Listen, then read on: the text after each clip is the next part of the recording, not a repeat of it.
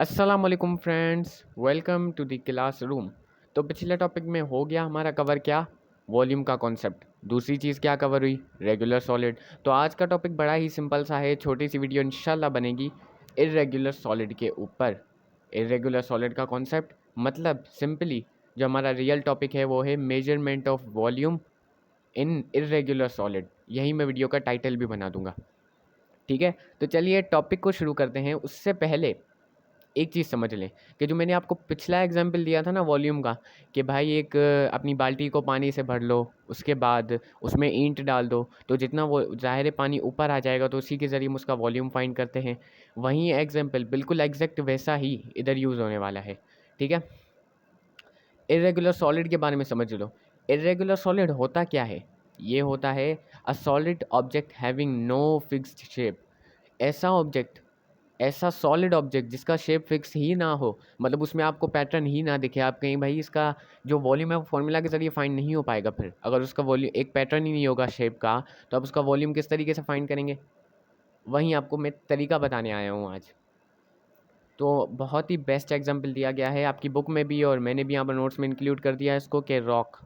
जो आपको पत्थर का वॉल्यूम है वो आप किस तरीके से फाइंड करोगे, क्योंकि उसका शेप आप देख सकते हैं। एक कुछ ज़्यादा ही अच्छा बना दिया है मैंने पेपर पेपर पत्थर देखें। इसका भी आपको शेप इरेगुलर दिख रहा होगा, यहाँ से इसकी सीधी लाइन, यहाँ से फिर इसकी विड्थ, और यहाँ से फिर ये थोड़ा टूटा फूटा। ठीक है, तो इसका वॉल्यूम किस तरीके से फाइंड करेंगे देखते हैं। सबसे पहले आपको मेजरिंग सिलेंडर के बारे में जान लो, क्योंकि इसका वॉल्यूम हम मेजरिंग सिलेंडर से ही फाइंड करेंगे। मेजरिंग सिलेंडर एक ऐसा मयरिंग इंस्ट्रूमेंट है जो आपको लेबॉर्ट्री में मिल जाएगा। लेबॉर्ट्री में मिलने के बाद आप इससे आप करते क्या हो, जाहिर इससे आप वॉल्यूम ही फाइंड करते हो, या आपने देखे होंगे लेबॉर्ट्री वगैरह में, नहीं देखे तो यूट्यूब वगैरह पर आपने देखे होंगे। तो इसमें क्या होता है, आपको यहाँ पर वॉल्यूम्स लिखे होते हैं, जैसे 1 metre cube, 2 metre cube, 3 metre cube, या तो मैंने अपनी तरफ से लिखे हैं, वहाँ पर बिल्कुल एक्यूरेटली मेजर करके लिखे हुए होते हैं। ठीक है, तो इससे क्या होता है कि आप जहाँ तक पानी लाओगे ना, जहाँ तक आप पानी लाओगे उसका वॉल्यूम वहाँ तक आपको दिख जाएगा। किस तरीके से, यहाँ पर आपने क्या किया, पानी डाल दिया। पानी डालने के बाद आपको दिखा कि इसका वॉल्यूम तो भाई 3.5 मीटर क्यूब आया है। तो ओरिजिनल वॉल्यूम क्या हुआ पानी का, वो हुआ 3.5 मीटर क्यूब। और जब आपने उसके अंदर पत्थर डाला, तो पत्थर ज़ाहिर है अब ये पानी ऊपर ऊपर तो आएगा ही आएगा। क्यों, क्योंकि उसकी जो जगह है वो उसने इसने पत्थर ने ले लिया। उसके बाद जब वो पानी ऊपर आया तो हमने कंसीडर किया कि इसका जो वॉल्यूम है वो 4.5 मीटर क्यूब है। ठीक है, मान लेते हैं। मानने में जाता क्या है, देखें, यही चीज़ हमने की।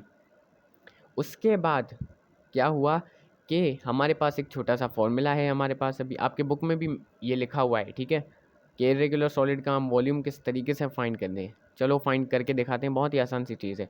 वॉल्यूम मैंने नीचे रॉक में ब्रैकेट में लिख दिया है, तो आपको ये जो वॉल्यूम दिखा हुआ मिलेगा, तो आपको पता चल जाएगा कि किस वॉल्यूम की बात हो रही है। सबसे पहले रॉक का जो वॉल्यूम फाइंड करना हो, तो आपको दो लिक्विड के वॉल्यूम को आपस में माइनस करवाना पड़ेगा। लेकिन किसको किससे, ज़ाहिर है रेज्ड वॉल्यूम को ओरिजिनल वॉल्यूम के साथ। रेज्ड वॉल्यूम मतलब जो पत्थर डालने के बाद जो वॉल्यूम ऊपर आया अपने ओरिजिनल वॉल्यूम से, जब वो ऊपर आ गया, उस वॉल्यूम को माइनस करवाओ उसके ओरिजिनल वॉल्यूम के साथ, और दोनों वॉल्यूम लिक्विड के ही होंगे, लिक्विड की मदद से ही फाइंड किए जाएंगे।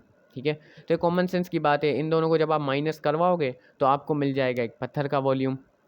किस तरीके से देख लो, मैंने यहाँ पर 4.5 मीटर क्यूब की वैल्यू पुट की, यहाँ पर जो रेज्ड वॉल्यूम थी उसकी वैल्यू आ गई। अभी ओरिजिनल वॉल्यूम क्या है, 3.5 पुट कर लो, मीटर क्यूब तो आएगा। तो इनको जब आप माइनस करवाओगे तो आपको मिलेगा 1 मीटर क्यूब। तो ये 1 मीटर क्यूब किसका वॉल्यूम होगा, ये होगा इस पत्थर का, इस रॉक का।